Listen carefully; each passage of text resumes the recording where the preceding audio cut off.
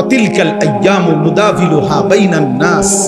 কোরআন শরীফে আছে, আল্লাহ বলছেন আমি মানুষের অবস্থা দিন বদলাই, আমি আল্লাহ সময় বদলাই, সময় বদলাই।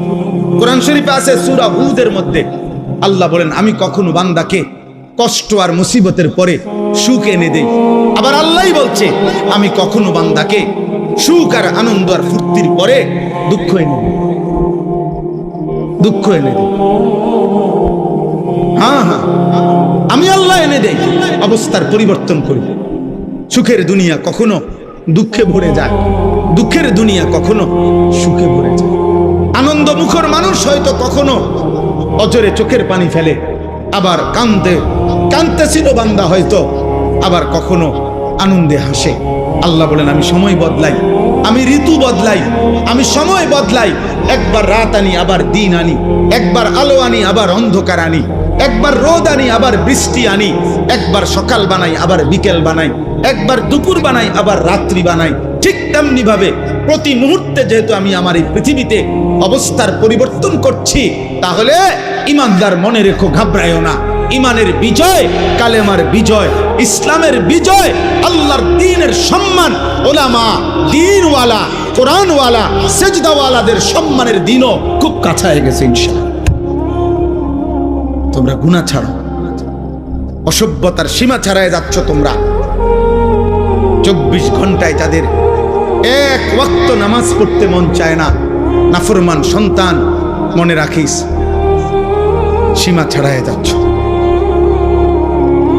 24 ঘন্টা যারা নারী ছাড়া, ছবি ছাড়া, মোবাইলের উলঙ্গ দৃশ্য ছাড়া যাদের রাত কাটে না, দিন কাটে না, নাফরমান, মনে রাখিস সীমা ছাড়ায় গেছে।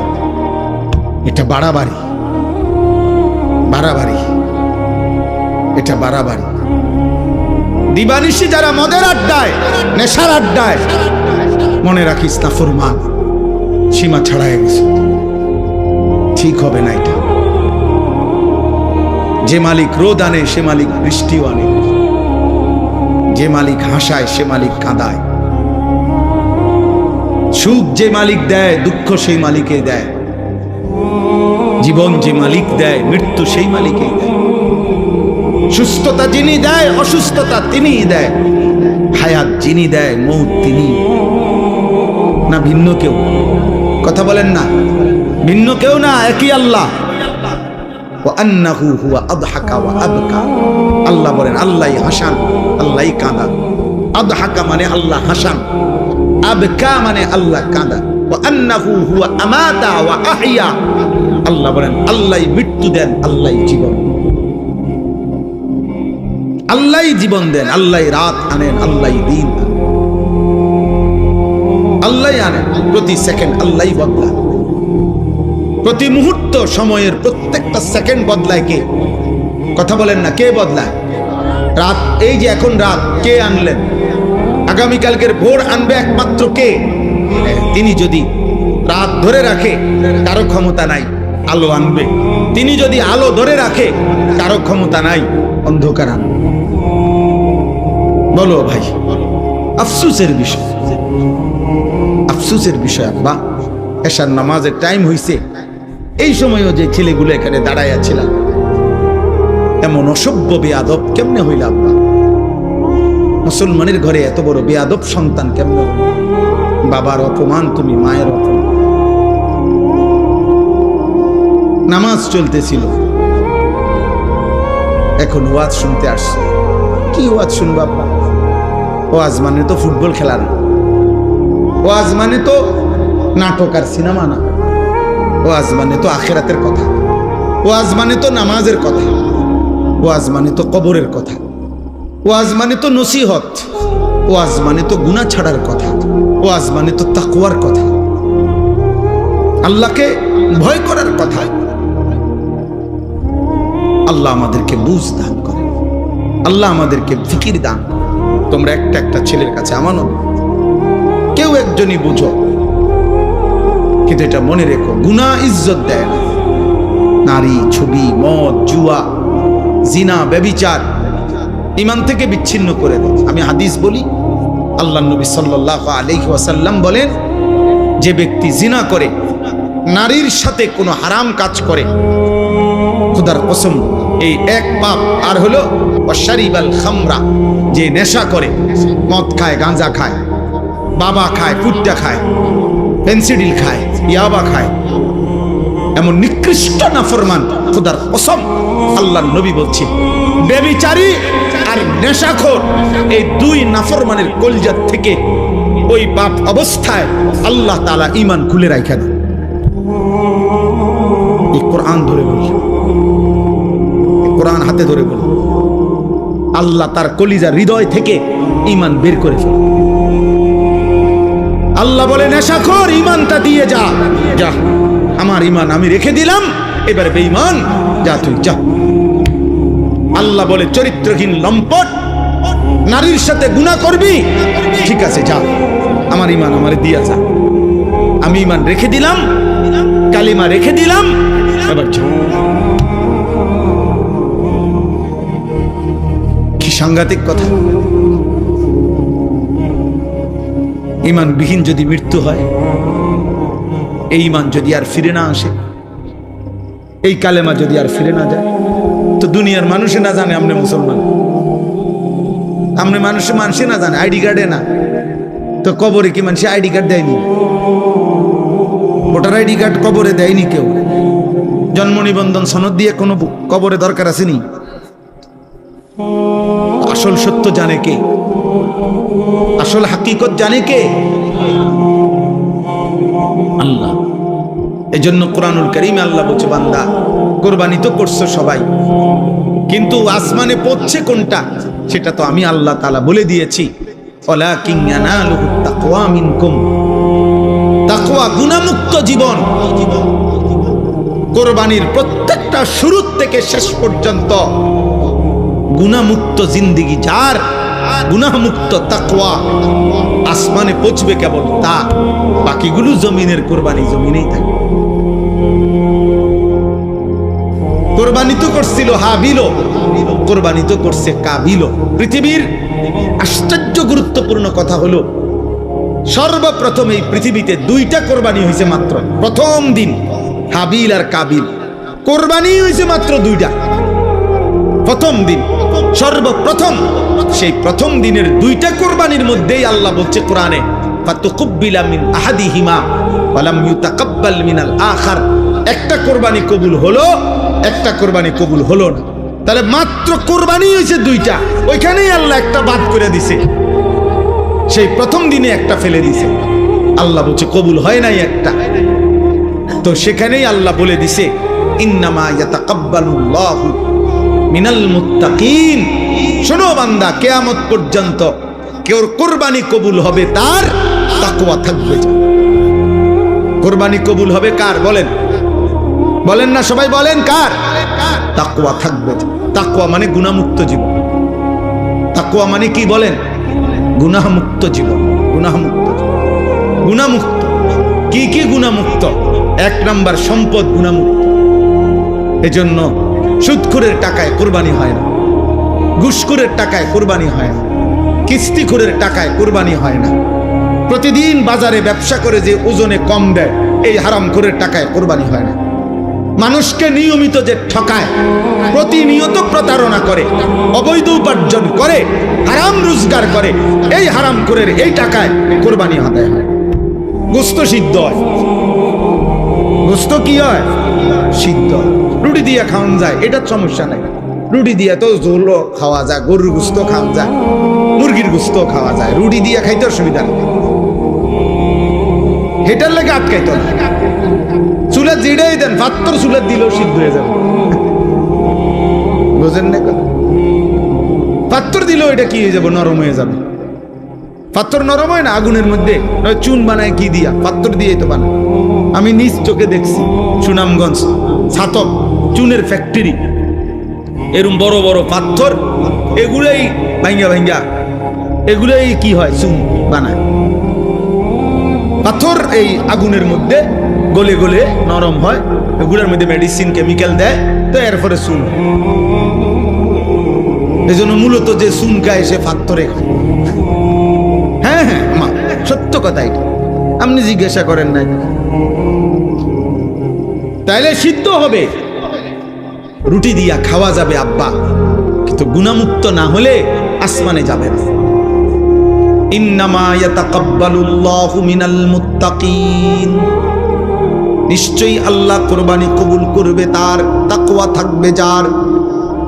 সমস্ত আমলের মধ্যে এই কথাটাই আজকে পড়ছি, সমস্ত ইবাদতের মধ্যে এক মুসলমান, খোদার কসম, এক মুসলমানের জিন্দেগীর সবকিছুতে মনে রাখতে হবে তাকওয়া হলো তার প্রধান তার নজর।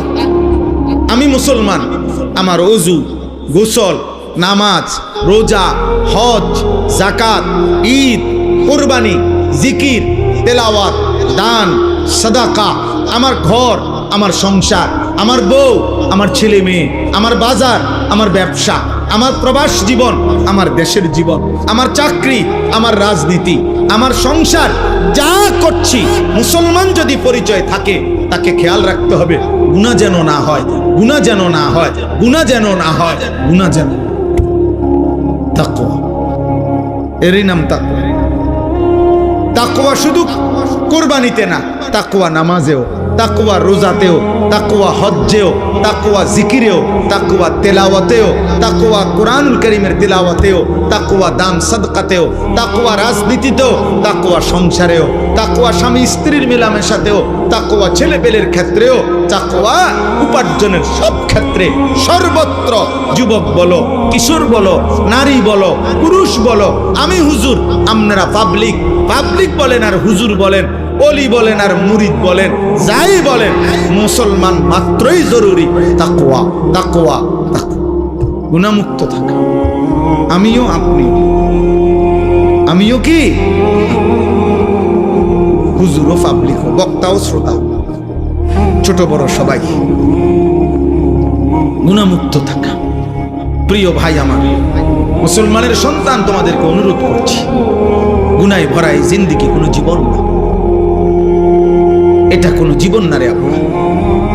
নারী, ছবি, মদ, জুয়া, চুরি, ডাকাতি, জিনা, ব্যভিচার, গান, বাদ্য, অশ্লীলতা, সুদ, ঘুষ, কিস্তি, হারাম রোজগার, এটা কোনো মুসলমানের জীবন।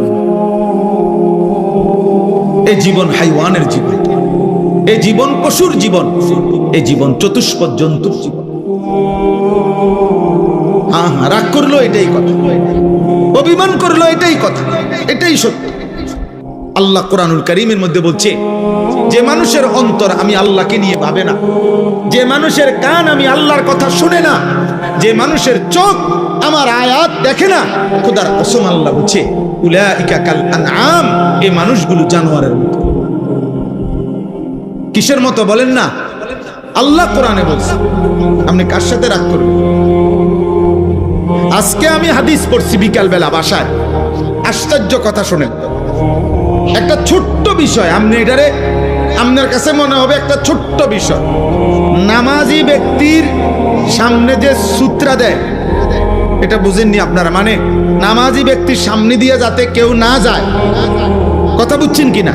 এই সামনে একটা ছোট কাঠি কিছু একটা দেয় না মানুষ, এই সূত্রা, এই যে এটা কয় সূত্রা কয় আরবিতে, মানে নামাজি ব্যক্তির সামনে কমপক্ষে সেজদার জায়গাটুকু পার করে একটা কিছু থাকা, যাতে করে এই নামাজির এই সামনে কোনো মুসলমান যাতে কি না যায়। তো নবীজি বলছেন, যদি কোনো ব্যক্তি জানতো যে নামাজি ব্যক্তির সামনে দিয়ে অতিক্রম করা কি পরিমাণ গুনাহ, যদি এটা বুঝতো, তাইলে প্রয়োজনে 40 বছর টানা দাঁড়াইয়া থাকে। এক হাদিস। আরেক হাদিসে আবু হুরায়রার হাদিস হলো যে নবীজি বলছেন, তাহলে সে প্রয়োজনে 100 বছর হইল দাঁড়াইয়া থাকতো, তবুও অতিক্রম করতো না। এটা হলো একটা কথা। হাদিসের দ্বিতীয় অংশ আরো মারাত্মক।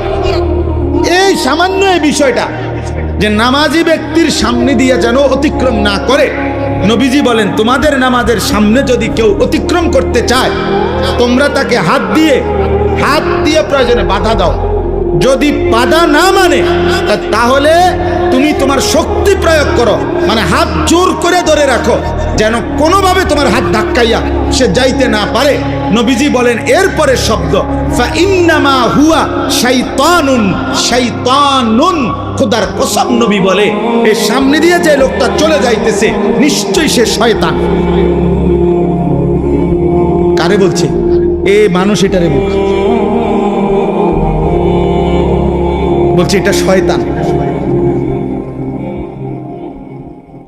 কত ছোট্ট বিষয়, বিষয়টা সামান্য কিনা, কিন্তু নবীজি বলছে এটা শয়তান।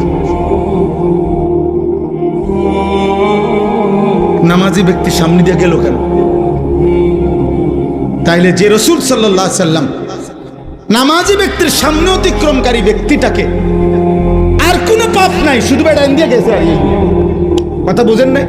কি চুরি করছে এনে? এরে নবীজি বলছে এটা শয়তান।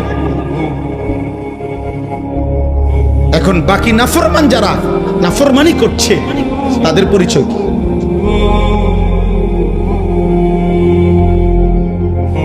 তাদের পরিচয় কি?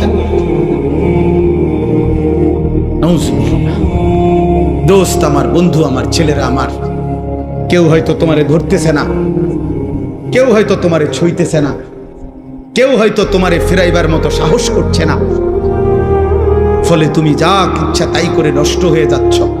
কিন্তু শেষ পর্যন্ত তো কেউ রে ছাড়াই তুমি কবরে যাইবা।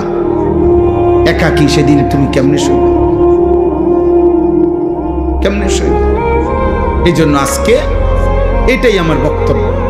আমি কোরআনুল কারীমের যে আয়াতটা পড়ছি সূরা আলে ইমরানের 4 নম্বর পারা 3 নম্বর সূরা 102 নম্বর আয়াত, আল্লাহ তাআলা বলছেন, হে ঈমানদারগণ, ইত্তাকুল্লাহা হাক্কা তুকাতিহ, তোমার সবটুকু সাধ্য দিয়ে, তোমার সবটুকু সামর্থ্য দিয়ে ঈমানদার মুমিন আল্লাহকে ভয় করো, তাকওয়া অবলম্বন করো, গুনাহ থেকে বাঁচো, গুনাহ থেকে বাঁচো, গুনাহ থেকে বাঁচো, গুনাহ থেকে বাঁচো।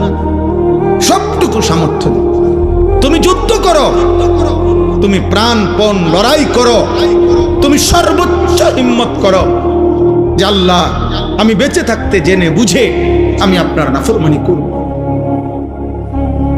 আল্লাহ বলছে, বান্দা এটা তোমার কাছে আমার চাওয়া, কারণ তুমি মুমিন। ইয়া আইয়ুহাল্লাযীনা আমানু, তুমি মুসলমান।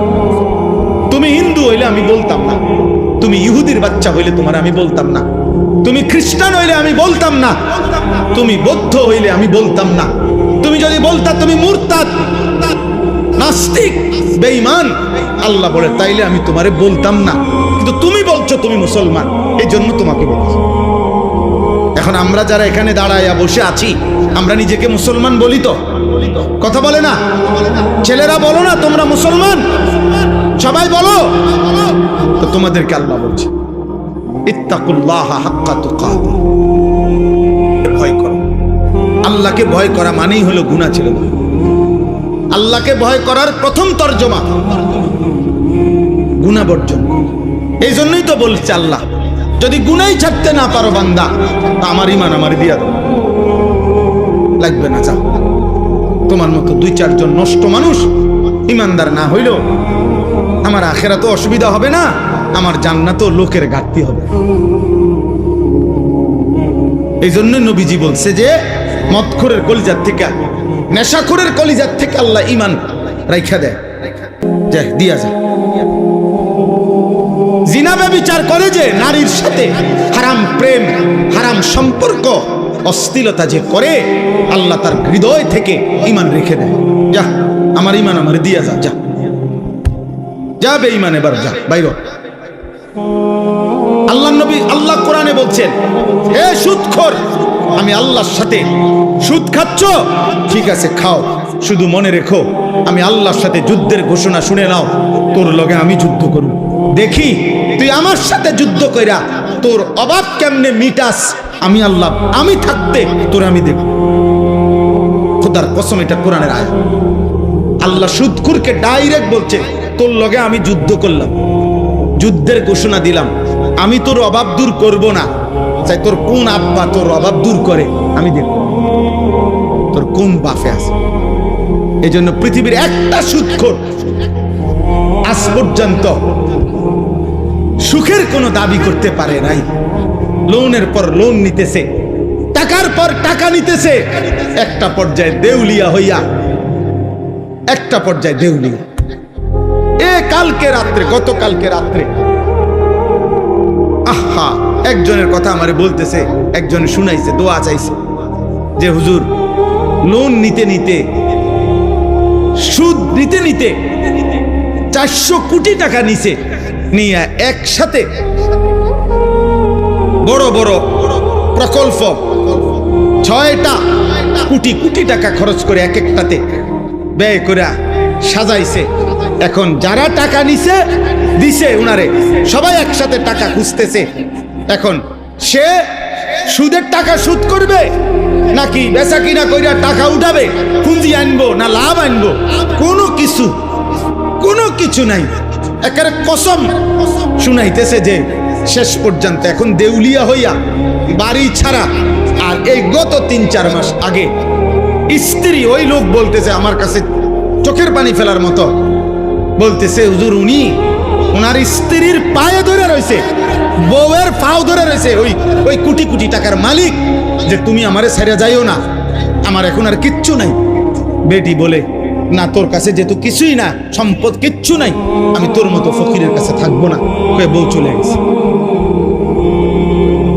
আহা, দুনিয়া তারে আজ কোথায় নিয়ে গেছে, হারাম তাকে আজ কোথায় নিয়ে গেছে। আজ ঘর হারা, স্ত্রী হারা, মানুষের সাথে সম্পর্ক হারা। এই জন্য গুনাহ ইজ্জত দেয় না আব্বা, আজ না হোক কাল লজ্জিত করে। এটাই আমার শেষ কথা। আমি অনুরোধ করলাম, গুনাহ ইজ্জত দেয় না, গুনাহ সম্মান দেয় না। তোমরা যারা ইনসাফ যদি থাকে, বিবেক যদি থাকে, আব্বা একটা ছেলেকে বলি, তোমরা যারা নামাজ পড়ো না, আল্লাহর সাক্ষী রেখা যদি এখানে আইসা দাঁড়াইয়া বলো তোমার বিবেক কি বলে, এই সমাজের মানুষ তোমারে কি মনে করে? তোমরা যারা চুল মুশরিক বেঈমানের মতো, একটা ছেলে এখানে আইসা দাঁড়াও, এখানে ক্যামেরা হইতেছে, তোমরা ইয়া কও যে এই সমাজের মানুষ তোমাকে কি মনে করে, তোমার বিবেক কি বলে? তোমরা যারা নারী দেখো, ছবি দেখো, অশ্লীল দৃশ্য দেখো, উলঙ্গ নাচ গান নর্তকীর ছবি দেখো, তোমার মতো হাইওয়ানকে, তোমার মতো মানুষরূপী পশুকে এই সমাজের মানুষ কি ভাবে? চলো এখন ইয়া হোক, এখানে তো মানুষ আছে, তুমি জিগাও আইও একজন যে ভাই আমি 5 ওয়াক্ত নামাজের একটা সেজদা আজকের দিনে দেই নাই, আপনাদের বিবেচনা কেমন আমারে মনে হয়? তো তুমি এসে দাঁড়ায় কও, যদি সুযোগ থাকতো, মুক্ত অনুমতি থাকতো, তো সবাই তোমার একটা একটা জুতা দিয়ে বাড়ি দিল। হয়তো এদুর সাহস করবে না মানুষ, পারবে না হয়তো এদুর হিম্মত করতে, কিন্তু বাস্তবতা হইল থুতু মারারই যোগ্য যে আমরা তো তোকে এতটা নাফরমান ভাবি নাই। তুমি বলো, চ্যালেঞ্জ করো, এখন আসো। আবার আমরা যারা নামাজ পড়ছি, তো আমরাও বলি যে আমরা আজকে ফজর থেকে এশা পর্যন্ত খোদার কসম 5 ওয়াক্ত নামাজ মসজিদের জামাতে পড়ছি।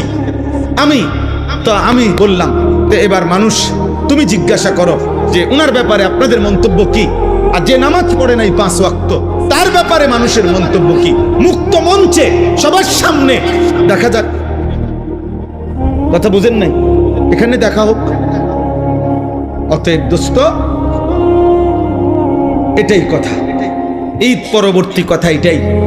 কোরবানির ঈদ বলি আর রোজার ঈদ বলি, রমজান বলি আর হজ বলি, নামাজ বলি আর সেজদা বলি, সমস্ত ইবাদতের টার্গেট আমার জীবনে যেন তাকওয়া আসে। আমার জীবনে যেন কি আসে? গুনাহমুক্ত জীবন, আল্লাহকে ভালোবাসা, গুনাহকে বর্জন করা। ওয়ালা তামুতুন্না ইল্লা ওয়া আনতুম মুসলিমুন। আল্লাহ তাআলা বলেন, আমার বান্দা পূর্ণ মুসলিম না হয়ে, আমার আনুগত্য পুরা না করে মৃত্যুবরণ করো না, কবরে আইসো না। কবরে আসবার আগে একবার না 50 বার, 50 বার না 500 বার মিলাইয়া আসো যে আল্লাহর আনুগত্য পুরা করেছি কিনা। আল্লাহ বলেন হিসাব মিলে আসা। আমরা অনেকের আছে পুরুষ মানুষ, আমাদের মহিলারা বাজারের লিস্টি দেয়, দেখবেন মাসিক বাজারের মুদি মালের পেঁয়াজ 10 কেজি, রসুন 3 কেজি এমনি লেখা দেয় না? তাহলে আমাদের নিয়ম কি? আমরা যে কোনো পুরুষ, আমরা যারা বাজার করি এরকম লিস্টি চাইয়া, তো আমরা বাজারে থাকতে বারবারই একটু পর পর আমি যেটা করি যে আমার এই লিস্টি দিলে আমি মাল কিনি, এদিক দিয়ে দাগ দিই, দিয়া আবার দেখি কোনোটা বাদ আছে কিনা, শ্রোতা এটার লগে মিলাইয়া তারপরে খরচ শেষ করি।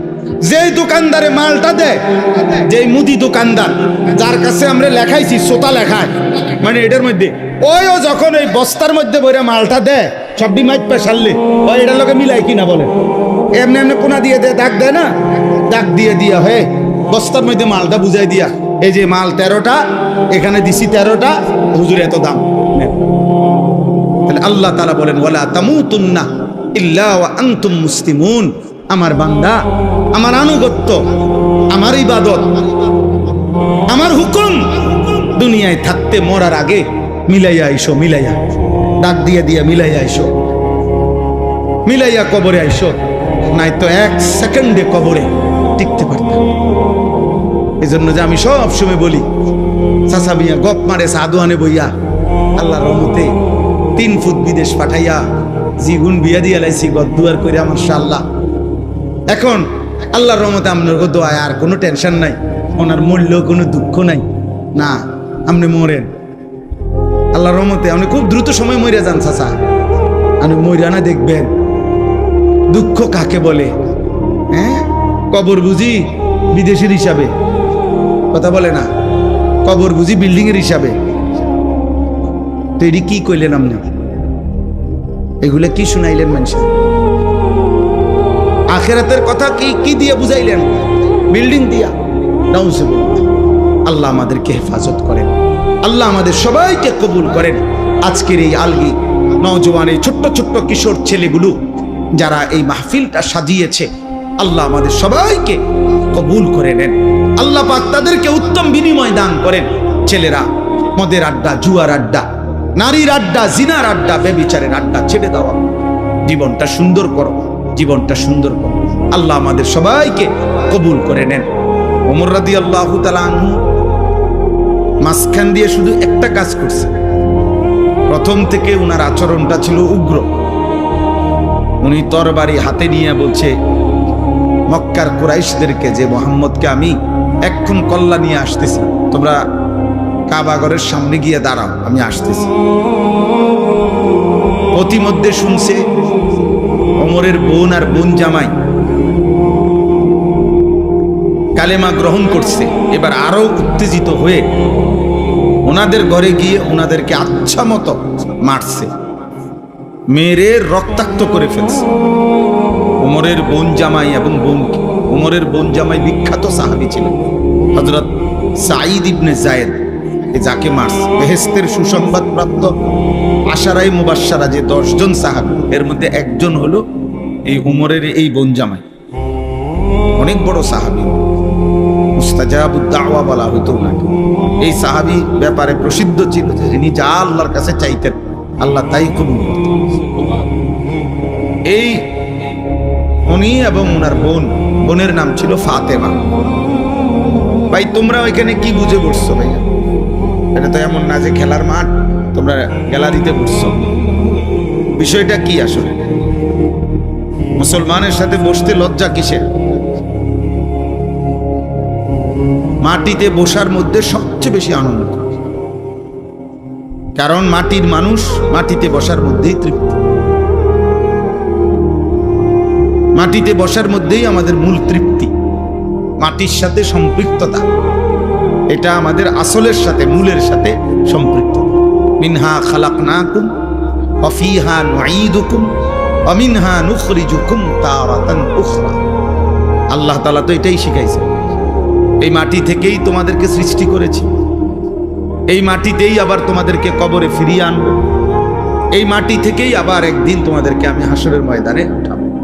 কাজে তুমি চাইলেও বান্দা মাটির থেকে সম্পর্ক তুমি নিজেকে বিচ্ছিন্ন করতে পারবে। বিল্ডিং তোমার 80 তলা হোক, মাটিতেই ফিরতে হবে। বিল্ডিং তোমার রাজপ্রাসাদ হোক, একদিন তোমাকে কোথায় ফিরতে হবে? মাটিতেই ফিরতে হবে।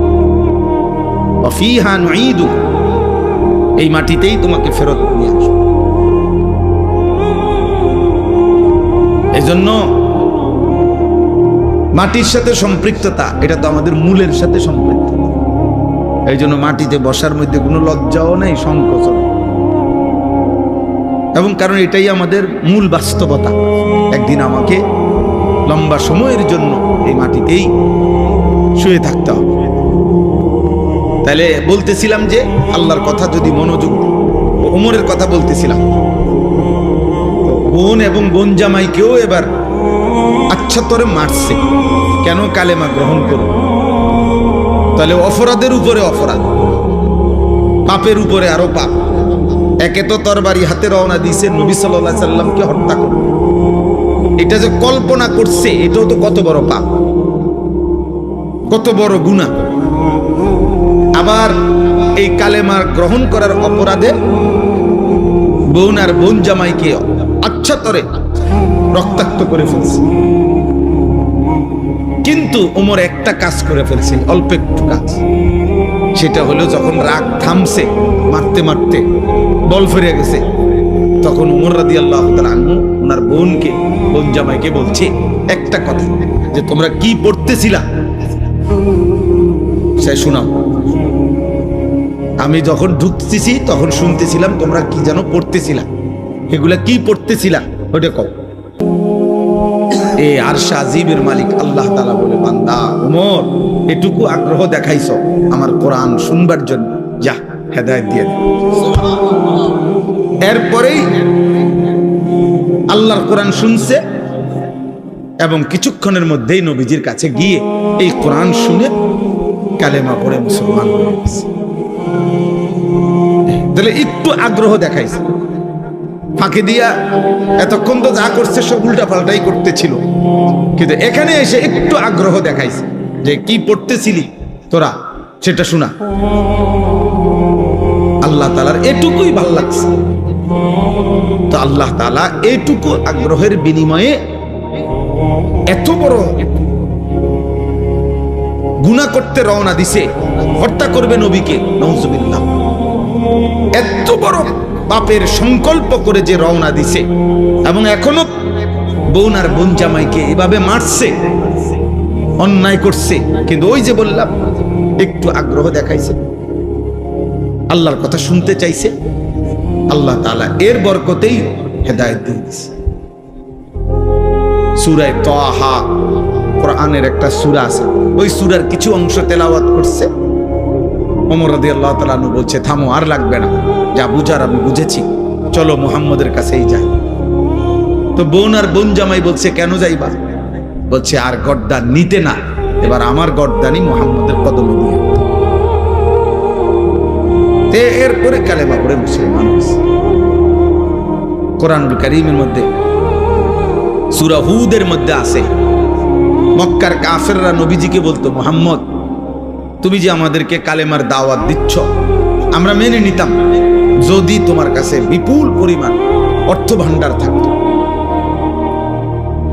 বিপুল পরিমাণ টাকা পয়সা ধন ভান্ডার যদি থাকতো, তাইলে আমরা তোমাকে গ্রহণ করতাম। কারণ তখন তো একটা লাভের সম্ভাবনা আছিল, যে তোমার দলভুক্ত হইলে অনেক কিছু টাকা পয়সা, খাদ্য খাবার বরাদ্দ পাওয়া যাবে। মানুষ নেতার পিছে ঘুরে উপাস থাকার জন্য, ঠিক না? নেতার পিছনে ঘুরে কেন? উপাস থাকার জন্য। খাওয়া, চুরি, যত রকমের ডাইন বাম নয় ছয় পাওয়া যায়, এই সমস্ত ভোগ করার জন্য, এটাই পিছনে পিছনে ঘুরার মাকসাদ। ইল্লা মাশাআল্লাহ, হ্যাঁ যদি কেউ ভিন্ন থাকে, থাকতেই পারে, লাখের মধ্যে, হাজারের মধ্যে, কোটির মধ্যে ভিন্ন কেউ উত্তম, সব জায়গায় সব ক্ষেত্রেই আছে, ছিল, থাকবে। তো এরাও বলতে লাগলো যে তোমার দলভুক্ত হইতাম, তবে যদি তোমার কাছে ধনভাণ্ডার থাকতো।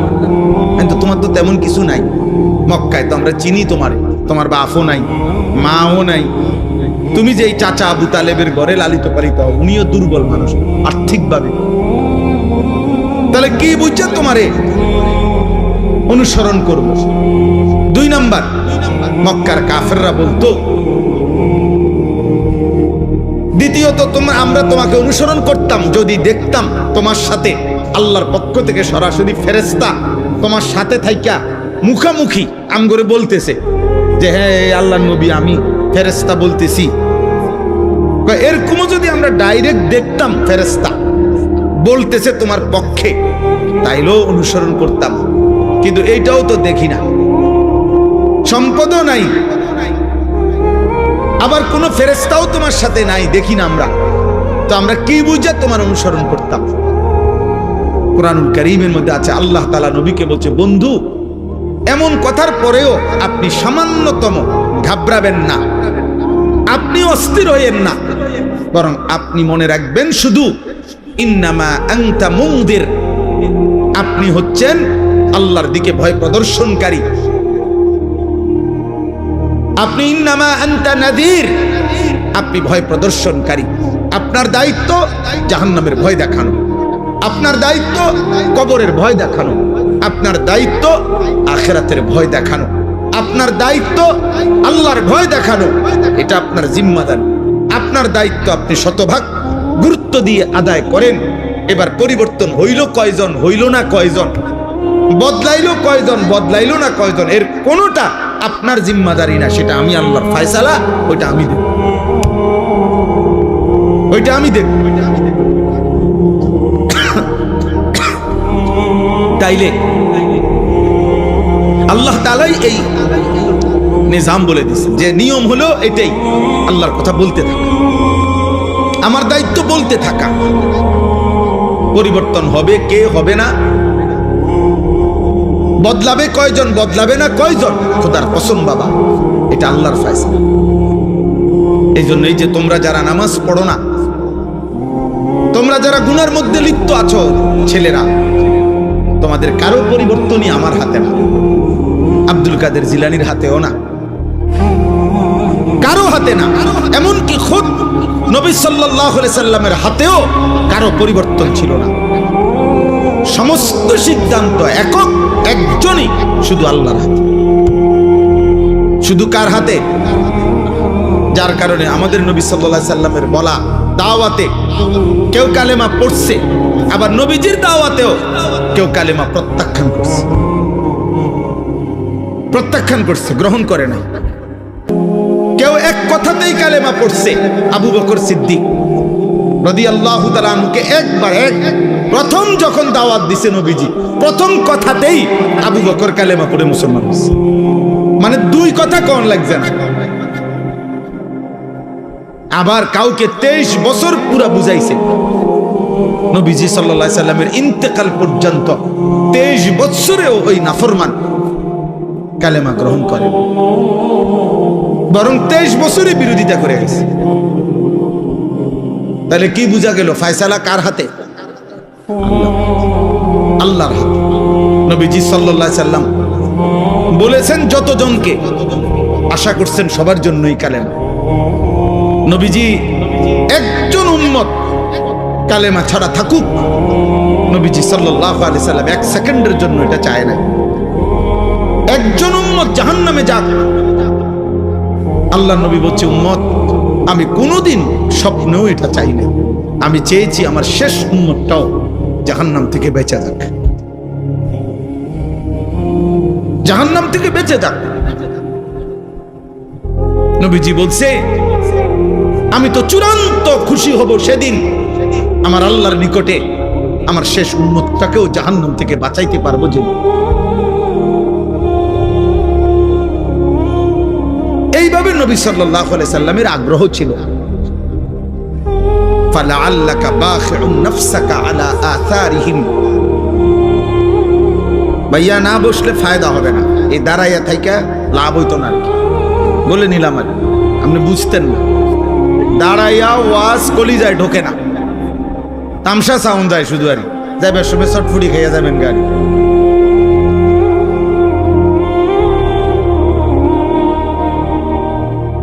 অল্প অল্প শোনেন, এই তো ওয়াজ শেষ, এরপরে আর বয়ান করবে না কেউ, তাইলে তার মানে আধা ঘন্টা 40 মিনিট সর্বোচ্চ, এরপরে আমি এমনি শেষ করে দেবো ইনশাআল্লাহ। অতএব তোমরা ছেলেদেরকেও বলবে।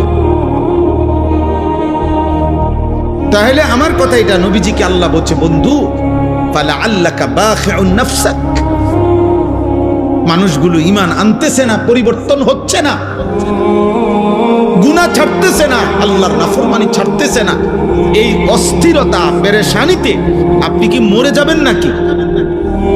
মানে নবীজির অস্থিরতা এত বেশি ছিল যে খুদ আল্লাহ তাআলা নবীজিকে সান্ত্বনা দিছে, বন্ধু আহার একটু থামেন, একটু বিশ্রাম করেন, আপনি তো দেখতেছি মরে না যাবেন।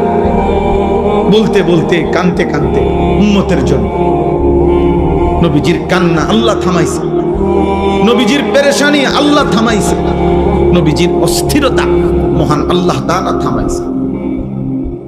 থামাইছে। কোরআনে আছে আল্লাহ তাআলা বলছে ফা ইন্নাল্লাহা ইউযিল্লু মান ইয়াশা ওয়া ইয়াহদি মান ইয়াশা ফালা তাযহাব নাফসুকা আলাইহিম হাসারাত। দোস্ত এদিক সেদিক তাকায়েন না, শ্রোতা আসলে আরো ছেলেরা আসবে, কেউ বসবে, প্রত্যেকের যদি আমনে চোখে তাকায়া দেখতে হয়, বুঝতেন না এখানে আসুক হাতি আসুক নলে মানুষ আসুক, বুঝেন না কথাটা? যেই আসুক ওর মতো আসুক, মানুষ হোক আর হাতি হোক, দেখার কিছু না। মনোযোগ চাই, আমি তো এটাই বুঝাইতে চাইতেছি।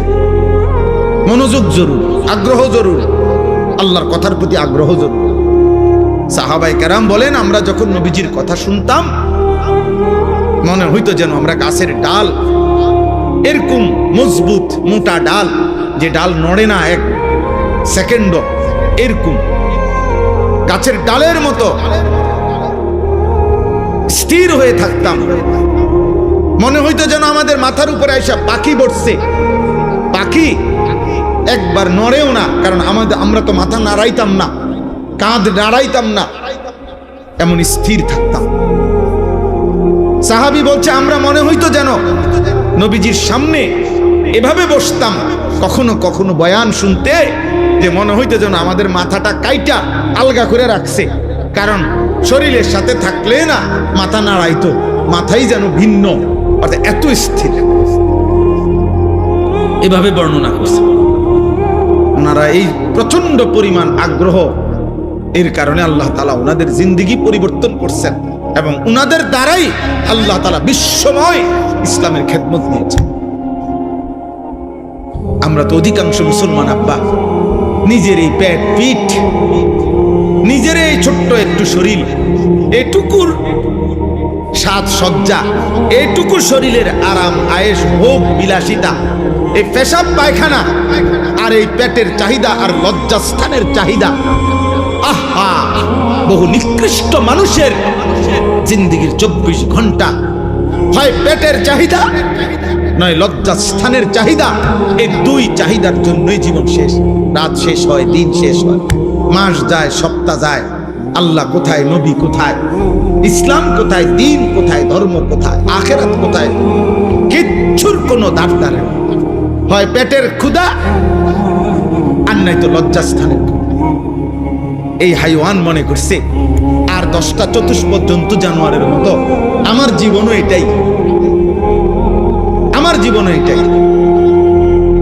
পেটের ভোগ, লজ্জাস্থানের ভোগ, এই দুই চাহিদা পূরণ।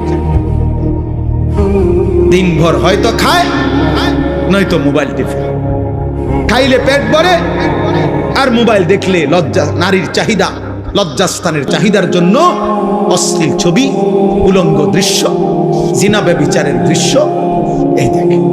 মানে হাইওয়ান শুধু এই দুই জিনিসের পিছনেই জিন্দেগি শেষ, আর জীবনের কোনো উদ্দেশ্য নাই, আসা যাওয়া নাই। কিন্তু সত্যিকার মুমিন যে, তার কলিজায় সারাক্ষণ আখিরাতই থাকে, তার ফিকির আখিরাত, তার ফিকির আখিরাত। হাদিসের মধ্যে আছে সাহাবায়ে কেরাম বলতেন নবীজিকে দেখলেই মনে হইতো সারাক্ষণ কি যেন ভাবতেছে, নবীজির চেহারা মুবারকের দিকে তাকাইলেই মনে হতো মুতাওয়াসিলাল আহজান দাইমাল ফিকর, সারাক্ষণ তিনি চিন্তাই করছেন, ফিকিরি করছেন, কিভাবে আমার একটা একটা উম্মতকে জাহান্নাম থেকে বাঁচাবো। আর কেমনে বললে, আর কি বললে, আর কিভাবে বললে, আর কতভাবে বললে, আর কি কি উদ্যোগ নিলে আমার উম্মত জাহান্নাম থেকে বাঁচবে, নামাজ পড়বে, আল্লাহ চিনবে। এই ফিকিরই সারাক্ষণ নবীজি সাল্লাল্লাহু আলাইহি সাল্লাম করতেন। এই ফিকিরি করতে একজন বাবার এটাই উচিত, একজন মার এটাই উচিত, একজন মানব দরদি সমাজ সেবক তার মূল দায়িত্ব এটাই ভাবনা যে মানুষ কেমনে জাহান্নাম থেকে বাঁচবে, মানুষ কেমনে আল্লাহর কাছ থেকে হাসরের ময়দানে জাহান্নাম থেকে বাঁচবে, কেমন কবরের আযাব থেকে বাঁচবে কেমন। সত্যিকার মুমিন মুসলমানের স্ত্রী বলেন, ছেলে বলেন, মেয়ে বলেন, দেশ বলেন, পাড়া বলেন, মহল্লা বলেন, একজন ইমানদার মুসলমানের মূল ফিকির নিজের এবং প্রতিটা মানুষের জাহান্নাম থেকে বাঁচানোর ফিকির। ইন্নামা আনতা নাযীর, নবীজিকে আল্লাহ এটাই বলছে, ঘাবড়াবেন না। আপনার সম্পদ না থাকুক, আপনার সাথে প্রকাশ্য ফেরেশতা তাদের সাথে কথা না বলুক, ওরা যাই আবদার করুক, আপনি মনে রাখবেন ইন্নামা আনতা নাযীর, আপনি জাহান্নামের ভয় প্রদর্শনকারী, আপনি আল্লাহর ভয় প্রদর্শনকারী, কবরের ভয় প্রদর্শনকারী, আখিরাতের ভয় প্রদর্শনকারী। এটাই আপনার দায়িত্ব, আপনি বলতে থাকেন। আমি এখানে আজকেও আইসা মনে হইল কত বছর হয়, 2006 সাল বা 5 সালে, 2006 সাল হবে খুব সম্ভব, আমি প্রথম আপনাদের এই আলগি গ্রামে আসছি বিল্লালদের বাড়ির মাহফিলে। তাইলে আজকে 2026 সাল, বরাবর 20 বছর, বরাবর 20 বছর। এই 20 বছরের ভিতরে খুব কম বছর বাদ গেছে আমি আসছি না, কমপক্ষে 2-3 বছর মনে হয় না এরকম গ্যাপ গেছে, মনে হয় না।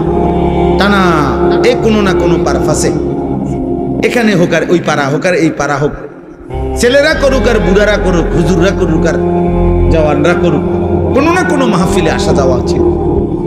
তাহলে 20 বছর পরেও আজও ওই একই বক্তব্য, একই কথা, যে হুজুর মাদকের বেড়ে গেছে, জুয়া বেড়ে গেছে, অশ্লীলতা বেড়ে গেছে, নেশা বেড়ে গেছে। তার মানে প্রতিনিয়ত এই পাপ, গুনাহ, এই অশ্লীলতা, এই বেহায়াপনা। কারণ আমরা অল্প কয়েকজন মানুষ হয়তো ভাবি মানুষকে গুনাহ থেকে ফিরাবার, আর সংখ্যাগরিষ্ঠ একটি জাতির, একটি দেশের, একটি রাষ্ট্রের, একটি সমাজের সংখ্যাগরিষ্ঠ মানুষ চায় অশ্লীলতা আরো বেড়ে যাক, অসভ্যতা বেড়ে যাক। তাহলে এত বিপুল মানুষ যদি নাফরমানি ছড়িয়ে দেয়, 1-2 মিলে কদ্দুর ঠেকাবে? একটা সাগরের ঢেউ তো 2-4 টুকরি মাটি দিয়া ঠেকানো যায় না। একটা নদীর ঢেউ তো আব্বা 2-4 টুকরি মাটি দিয়া বাদ দেওয়া যায় না,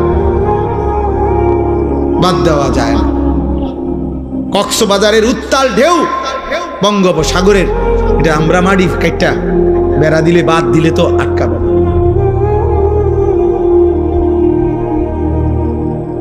এই জন্য আমি ছেলেদেরকে বলছি, এখন ওই রুমের মধ্যে বসে বলছি যে আব্বা, তোমার সমাজ, তোমাদের গ্রাম, তোমরাই ভাবতে হবে।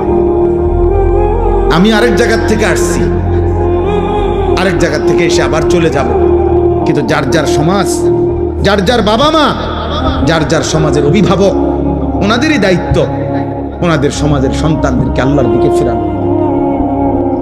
আলগা হুজুর দিয়া বলাই যাবে 1 ঘন্টা, আধা ঘন্টা, 2 ঘন্টা, কিন্তু পরিবর্তনের জন্য আপনাদের সম্মিলিত উদ্যোগ এবং 2 জন ছেলে, 1 জন ছেলেও যদি থাকো, ছেলেরা তোমাদের মধ্যে কেউ, যে সমাজ মানুষের চুরি, জিনা, মদ, জুয়া, নারী, বেহায়াপনা, অশ্লীলতা দেখে যদি কারো কলিজার মধ্যে ভাবনা আসে, আহা আমার সমাজ কি করছে, তাইলে তোমারই দায়িত্ব, তুমি উদ্যোগ নাও, নাই তো পরিবর্তন আসবে না,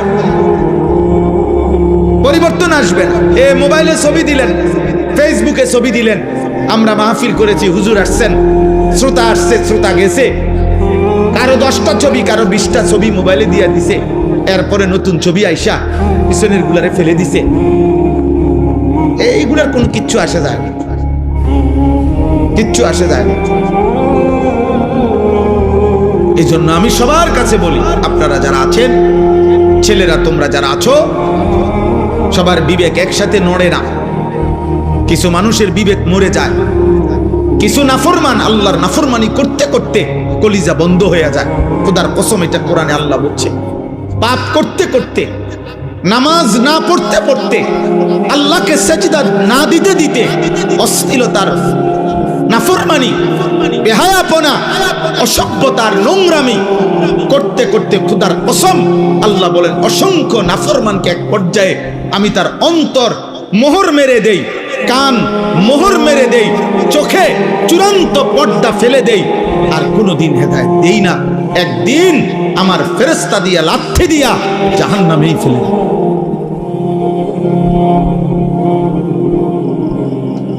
হ্যাঁ, খাতামা আলা সামঈহি ওয়া কলবি ওয়া জাআলা আলা বাসারিহি গিশাওয়া। গুনাহ এই জন্য লম্বা করতে নাই, পাপকে দীর্ঘ করতে নাই। পাপের দীর্ঘ হইলে, গুনাহ লাগাতার হইলে সবচেয়ে বড় মুসিবত হইল, আর কোনদিন যদি আল্লাহ ফিরার সুযোগ আল্লাহ না দেয়, তো পৃথিবীর সমস্ত পীর বুজুর্গ যদি বাইকটাও কাউরে খাওয়ায়, আর হইতো আব্দুল কাদের জিলানীর আব্বাও যদি কবর থেকে আসে, মালিক যদি বলে তোরে আমি হেদায়েত দেব না, তো কায়নাতের সমস্ত পীর বুজুর্গ একসাথে তসবিহ পড়েও আপনারে আর হেদায়েত দিবে না। আল্লাহ যাকে হেদায়েত দিবে না বলে ফেলে, তাকে আর কায়নাতের কেউ দিতে পারে। যদি পারত, তাহলে রাসূলুল্লাহ সাল্লাল্লাহু আলাইহি সাল্লাম আবু তালেবকে ঈমান দিতে পারতেন। পারতেন কিনা? নবীজি সাল্লাল্লাহু আলাইহি ওয়াসাল্লামের চাইতে প্রিয়, আল্লাহর মাখলুকের মধ্যে, আল্লাহর সৃষ্টির মধ্যে, আল্লাহর নিকটে এর চাইতে মাহবুব আর কেউ হইতে পারে? কথা বলে না। আর কেউ হয়েছে? আগামী তো হবে কেউ। তাহলে সেই তিনি চোখের পানি ফেলে কাঁদতেছে, চোখের পানি ফেলে কাঁদতেছেন। আল্লাহ তাআলা বলছে, না বন্ধু, কাঁদবেন ঠিক আছে, কিন্তু আপনার চাচা আবু তালেবকে আমি ঈমান দেব। মৃত্যুর মুহূর্ত পর্যন্ত নবীজি চেষ্টা করছে, চাচা কালেমা বলেন, কালেমা বলেন, কালেমা বলেন।